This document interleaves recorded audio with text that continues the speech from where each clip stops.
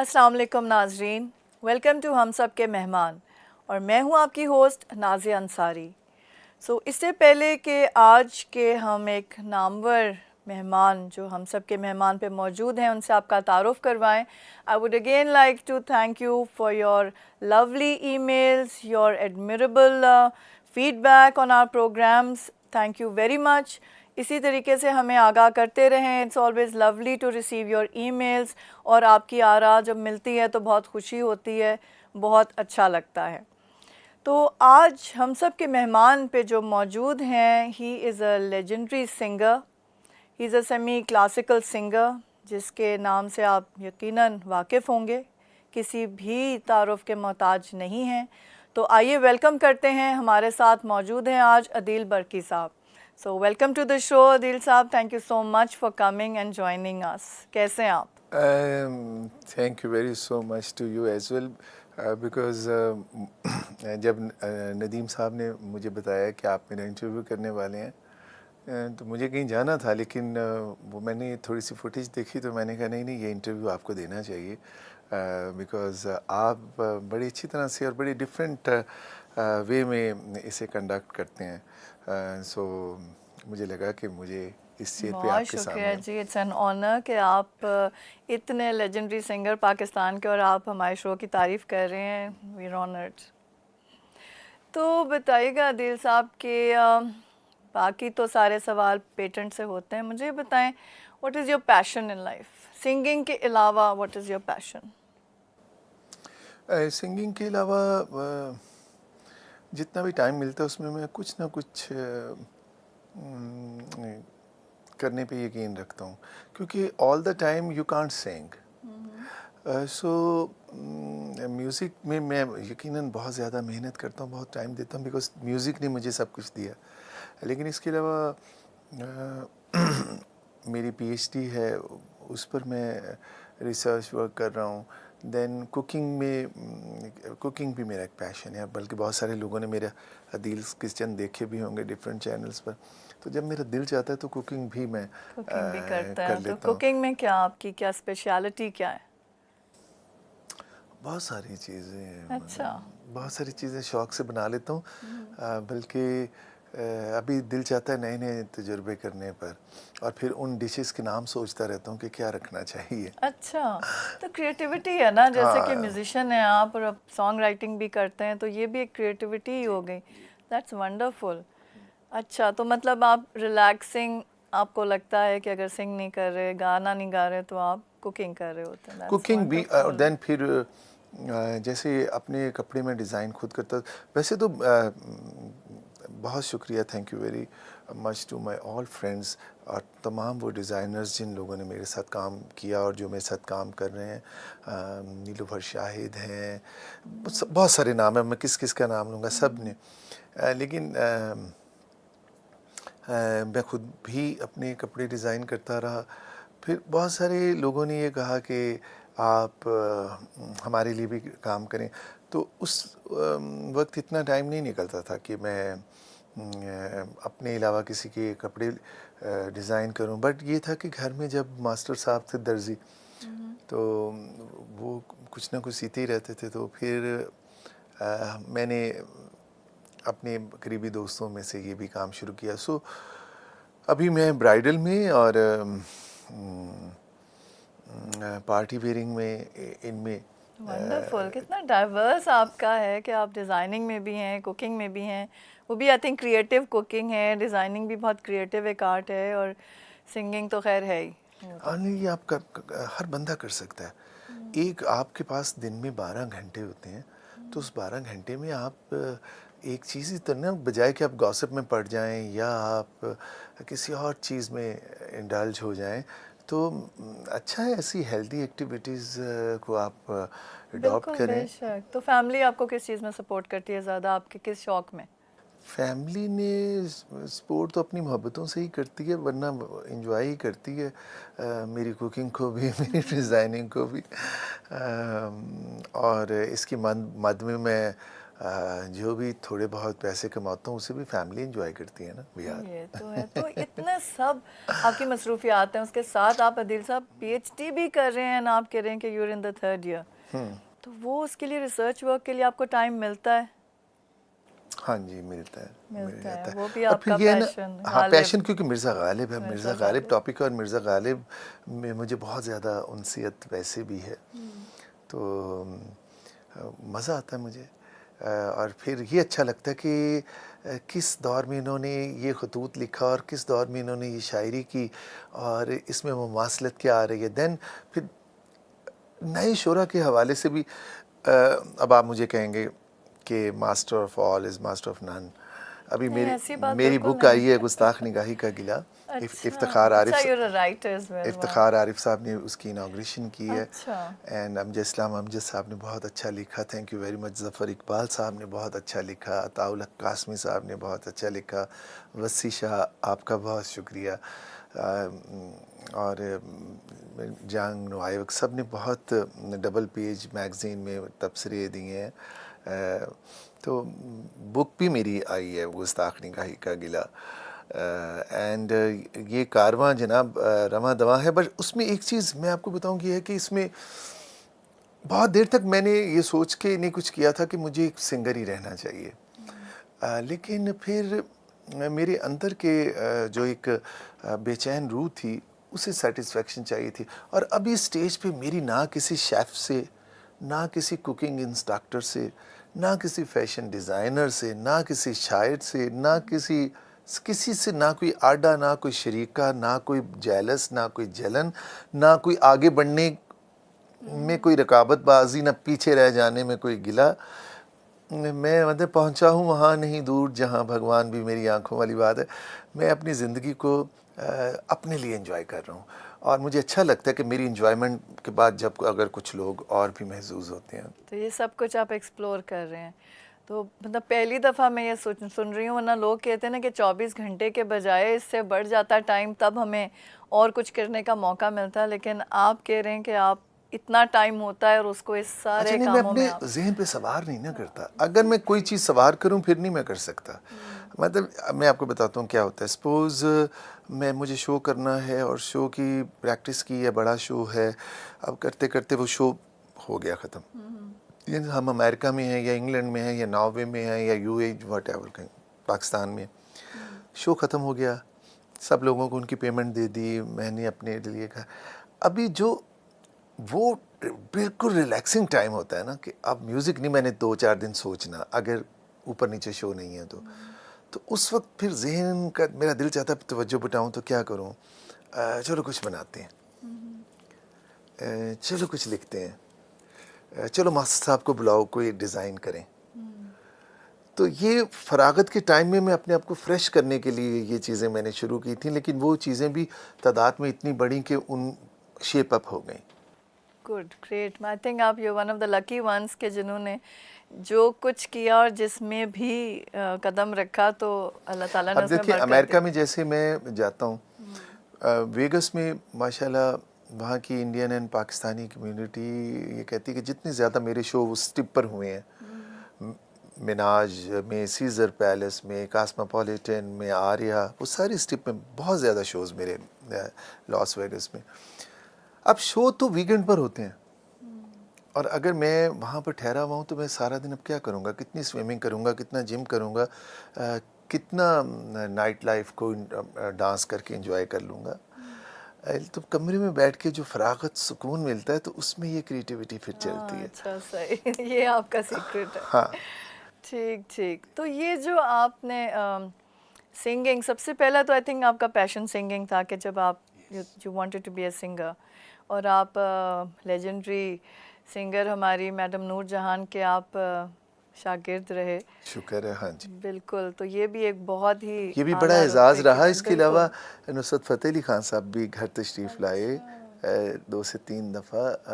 راحت بھائی سے بھی بہت محبتوں کا رشتہ ہے, اور یہ بھی سکون ہے زندگی کو کہ خان صاحب, مہندی علی خان صاحب سے بھی نسبت رہی میری بہت بڑے تھوڑی بڑے بہت. سنگرز, بہت بڑے اور نام. پھر جب ان کے آخری دنوں میں جو ان کے ٹریبیوٹ تھے اس میں بھی میں نے بھرپور طریقے سے شرکت کی. آغا خان ہاسپٹل سے ان کا علاج ہو رہا تھا. تو شکر ہے زندگی. آپ کوئی پوچھتے نا کہ آپ اس زندگی میں سب کچھ انجوائے کر رہے ہیں, تو میں یہ بولتا ہوں کہ زندگی اٹ سیلف از انجوائمنٹ. اگر آپ کے پاس صحت, سکون ہے, اور سب سے بڑی بات یہ ہے کہ حسد, بیک بائٹنگ, رقابت بازی, کسی کا برا سوچنا, اس آگ میں جلنا کہ اس نے زرکن پہنا ہے یا اس نے تو سالیٹر کا جھوٹ بول دیا ہے, یہ نکلی رولکس پہنی ہے, یہ گاتا کیسے ہے, اس کی گاڑی یہ ہے. ایسی فضولیات میں مرد و زن کی یہ گفتگو جو ہے, یہ نہ صرف آپ کو خود بے سکون کر دیتی ہے بلکہ آپ کی پرسنالٹی کا وہ بیسک چارم بھی ختم کر دیتی ہے. وہ دیکھیں, مجھے اب اس چیز پہ بہت زیادہ یقین آتا ہے کہ جو خوبصورتی آپ کی سادگی اور بھولے پن میں ہوتی ہے نا, وہ اتنے پکے پیڑے پن میں نہیں رہتی. یعنی سم ٹائمز میں دیکھتا ہوں کہ کچھ لڑکیاں منہ دھو کے بھی آ جائیں تو معصوم لگتی ہیں, جبکہ انہیں نیو لک, ڈپلیکس یا دوسری کئی مسرت مصباح بھی اتنا خوبصورت نہیں ہونے سے جاتی ہوگی, یا میری وہ جو بھابھی ہیں اینی, ایلونورا والی. تو کچھ خوبصورتیاں آپ کے اندر بھی ہوتی ہیں جو آپ کی پرسنالٹی سے ریفلیکٹ کرتی ہیں, اور وہ اس وقت آپ کے اندر آتی ہیں جب آپ واقعی میں ہی کسی سے جلنا چھوڑ دیتے ہیں. آپ اس چیز سے بے پرواہ, اور پھر اپنے آپ کو پازیٹیو بنانے کی کوشش کریں. ایک ہی چیز کے اندر اگر آپ 20 برائیاں نکال سکتے ہیں نا, تو اسی چیز میں آپ 100 اچھائیاں بھی ڈھونڈ سکتے ہیں. تو اپنی ریسرچ کو زندگی کے کسی بھی مشن میں پازیٹیو رکھیے. آپ کو محبتوں کے جواب میں محبت یاد رکھیے. آپ کسی کو نفرت دے کے کبھی بھی ان ریٹرن محبت نہیں لے سکتے. اور اگر آپ چاہتے ہیں کہ دنیا آپ کی عزت کرے تو دوسروں کی عزت کرنا سیکھیں. بالکل. اور یہ جو صاف گوئیاں ہیں نا, یہ صاف گوئیاں نہیں, سم ٹائم ہم کسی کی انسلٹ بھی کر دیتے ہیں اپنے آپ کو صاف گو بناتے بناتے. بلنٹ ہو تو جاتے ہیں. ان لمیٹیشنز میں بھی ہمیں رہنا چاہیے. بالکل اپریسیشن ہے. دیکھیں نا, وہی آپ نے بالکل اچھی بات کی کہ 100 برائیاں ہوں گی تو کبھی ایک اچھائی تو ہوگی نا اس بیچارے انسان میں, وہ کیوں نہیں نظر آتی. حالانکہ وہ انسان, کوئی بھی انسان اس چیز کا محتاج نہیں کہ میں, آپ یا کوئی بھی بندہ اسے آپ سے وہ ڈگری لے کر جائے اپنی اچھائی کی. وہ جو ہے وہ ہے, لیکن آپ اس کے بارے میں جو کمنٹ کر رہے ہیں یہ آپ اپنی شخصیت کا ایک ریفلیکشن دے رہے ہیں. بالکل, بے شک. تو ایک ٹائم ہوا ایک شارٹ بریک کا. ناظرین, بہت اچھی گفتگو ہو رہی ہے اور عادل برقی صاحب بہت اچھی بات انہوں نے کی, بہت پازیٹیو بات کی کہ ہمیں دوسروں کے اندر اچھائیاں دیکھنے میں اپنا ٹائم صرف کرنا چاہیے, کیونکہ برائیوں کے ساتھ ساتھ برائی کے تو ہم سارے ہی پتلے ہیں, لیکن ہر کسی میں اپنی کوئی اسکل ہے, کوئی اچھائی ہے, اور ہمیں چاہیے کہ ہم دوسروں میں اچھائی, پازیٹیوٹی ڈھونڈیں تاکہ ہم خود بھی خوش رہ سکیں اور دوسرے بھی ہماری عزت کریں. So stay with us, we'll be back after a short break.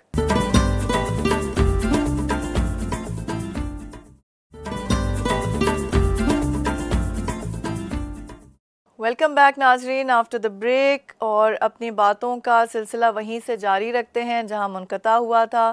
آج ہمارے ساتھ ہم سب کے مہمان پہ موجود ہیں عادل برقی صاحب. تو عادل صاحب, آپ بتا رہے تھے کہ آپ کا ایک اور پیشن بھی ہے جو کہ فلاح کی طرف ہے, ٹھیک ہے, این جی او اچھا, آپ این جی نے او ایک کا چلایا. این جی او جی, کی بات سیدھی طرح ہی کہہ دیجیے نا, اتنا گھما پھرا کے. فلاحی ہے نا کام, مطلب یہ اس کے پیچھے ایک بڑی مزے کی چھوٹی سی سٹوری بھی ہے, میں وہ بھی شیئر کرنا چاہوں گا آپ لوگوں سے. کہ میری دادی جو تھے, ان کی ایک فرینڈ ان سے ملنے آیا کرتی تھی, بہت بوڑھی عورت. ان کا نام عائشہ تھا, لیکن وہ ایسا کر کے انہیں بلاتے تھے, ایکسنٹ میں ایسا. تو وہ یوزلی اپنے بچوں کی کوئی ان سے کرتی تھیں کہ میں وہ نہیں خوش ہیں ان کے ساتھ اور یہ وہ. تو ایک دن میری دادی نے بلایا, مشرف صاحب گھر آئے تھے اس دن. تو میری دادی نے مجھے بلایا اور مجھے کہا کہ اگر تم میری اتنی سی بات, پنجابی میں کہا انہوں نے, کیونکہ ہم پنجابی ہیں, تو انہوں نے پنجابی میں کہا کہ میری اگر اتنی سی بات تم مان جاؤ نا تو میں سمجھوں گی کہ میری اولاد نے بھی وہ خوشی نہیں دی جو تم نے. تو میں نے بولا کیا؟ تو انہوں نے کہا کہ تھوڑے سے زیورات نکالے تو کہنے لگے کہ یہ زیور لے لو اور ایک چھوٹا سا گھر بنا دو, اور اس گھر کے اندر نا جو ایسا جیسی عورتیں آئیں گی نا, جیسے میں نہیں رہوں گی تو پھر ایسا کہاں آئے گی, تو اس میں سے انہیں بٹھا رکھ دینا اور انہیں کھانا دے دینا. تو وہ زیورات میں نے دیکھے تو ان کی تو اتنی مالیت نہیں تھی کہ اس میں ایک کمرہ بن سکتا, ایک کمرہ بھی بن سکتا زمین لے کے. تو لیکن وہ سوچ بہت بڑی تھی. تو میں بہت امپریس ہوا ان کی اس بات سے کہ کتنا ان کے اندر ایک جذبہ اور آپ فیلنگ. کتنے بڑے تھے تب؟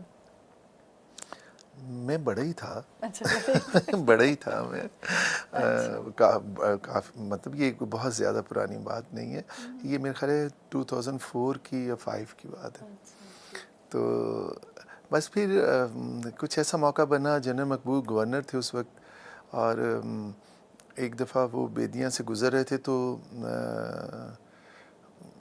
میں جیسے ہوتا ہے کہ زکوٰۃ کے طور پہ نکالتے ہیں راشن وغیرہ, تو انہوں نے دیکھا کچھ لوگوں کو باہر لائن وائن میں یا کچھ, تو انہوں نے مجھے فون پہ کہا کہ آج بڑا رش لگا سی, کی کر رہے سی. میں نے کہا یہ ہر مہینے ہوتا ہے. تو کہنے لگے کچھ کر دے, کیوں نہیں, تسی آؤ میرے کو بیٹھ کے کچھ کریے, تن میں دسنا. انہوں نے مجھے گورنر ہاؤس میں بلایا, انہوں نے مجھے کہا کہ آپ کچھ کرو, ایسے کرنا چاہیے. مجھے اعتراض صرف یہ تھا کہ میں نے کچھ اپنے کولیگس کو دیکھا تھا اور مجھے یہ اچھا نہیں لگتا تھا کہ آپ لوگوں کو چنے والی ریڈیو پہ جا کے بھی 2-2 روپے لیں اور کروڑ روپیہ آپ بڑے انڈسٹریلسٹ سے بھی لیں, پھر آپ فرسٹ کلاس میں سفر کریں, 20,000 کا ٹکٹ آپ 80,000 میں خرید کے جہاز میں ان پیسوں سے بیٹھیں. مجھے یہ ہضم نہیں ہوتا تھا کہ یہ رویہ کیا ہے. اور پھر میرا ایمان اس پر اور بھی پکا ہو گیا اس طرح سے کہ یہ جیسے میں نے شروع کیا تو ایک عید پر مطلب شروع بھی کیا یہ بھی بڑی مزے کی کہانی ہے کہ ہم نے اس کی اوپننگ کی تو بڑا میڈیا آیا اور سارا کچھ ہوا, لیکن ابھی اوپننگ مطلب یہ تھا کہ ابھی فاؤنڈیشن رکھنے لگے ہیں. تو ابھی عمارت بنے گی تو پھر ہم لوگوں کو ایڈمیشن دیں گے. اور یہ تو ویسے بھی میں نے یہ سوچا ہوا تھا کہ ہم ریٹائرڈ لوگوں کو بلائیں گے. میرے ذہن میں یہ نہیں تھا کہ لوور مڈل کلاس سے ہی اتنے لوگ آ جائیں گے. اب دوستوں نے شاید ہیلپ تو اتنی نہیں کی تھی, لیکن انہوں نے جس بھی سڑک پہ کسی